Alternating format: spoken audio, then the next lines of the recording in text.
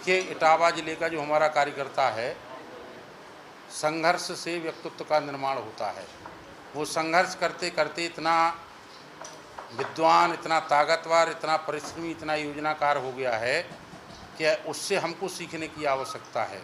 पिछले 6 महीने की जो यहाँ की संगठनात्मक कार्यक्रमों की रिपोर्ट है, क्योंकि हमारी जो सीनियर लीडर, प्रदेश की उपाध्यक्ष बहन, दर्जा प्राप्त राज्य मंत्री कमलावती जी यहाँ लगातार प्रभारी रही, हमारे राष्ट्रीय महामंत्री पूर्व में रहे, SC/ST आयोग के चीफ सरिता भदौरिया जी जो बिल्कुल जन जन में घूमती हैं, जिला अध्यक्ष अन्नू गुप्ता, तो उनको निर्देश नहीं, बस उनके साथ जो हमारे संगठनात्मक आगामी कार्यक्रम है, प्लानिंग है, और ये जो नए दायित्व के साथ आगमन तो है, लेकिन इटावा से हमारा लगभग पिछला 38 वर्ष से संबंध है। औरैया इटावा जब एक जिला था तो मैं इसी जनपद में औरैया का तहसील प्रचारक था। डॉक्टर रामशंकर जी 1988 में यहाँ के नगर प्रचारक थे। हम लोगों ने राजनीतिक, सांस्कृतिक, व्यक्तिगत जीवन में जो उन्नति की है, उसमें इटावा की मिट्टी का बुंदेलखंड में ज़रूर पैदा हुए बड़ा योगदान है, इसलिए उस मिट्टी को प्रणाम करने के लिए आया था। कोई तो चुनौती नहीं है। भाजपा 365 दिन 24 घंटे चलने वाली पार्टी है। सेवा ही संगठन है। हमारा कार्यकर्ता अहरनिश चलता रहता है।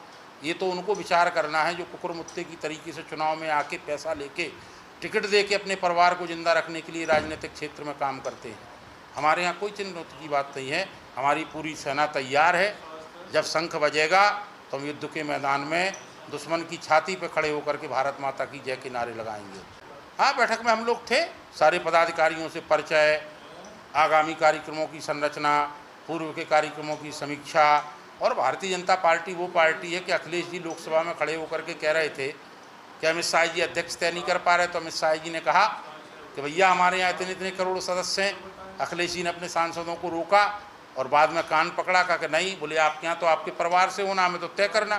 तो नवीन नितिन जी ने कभी सोचा ही नहीं होगा कि हम राष्ट्रीय अध्यक्ष बन जाएंगे, लेकिन पार्टी ने तय किया और उनके जगह जिसको विधायक का टिकट मिला वो हमारा मंडल अध्यक्ष है। तो इसलिए सबसे मिलने आए थे।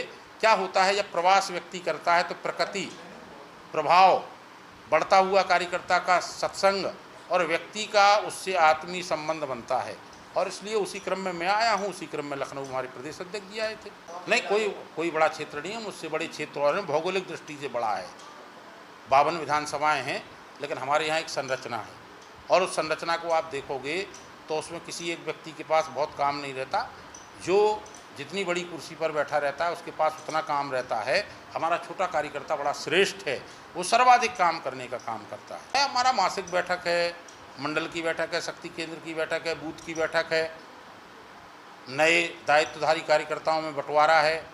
इन्हीं सारी चीज़ों की चर्चा वार्ता हमने उनके बीच में की है, और यहाँ आए तो सारा बूथ से लेकर के अभूतपूर्व कार्यकर्ताओं ने हमारा स्वागत किया।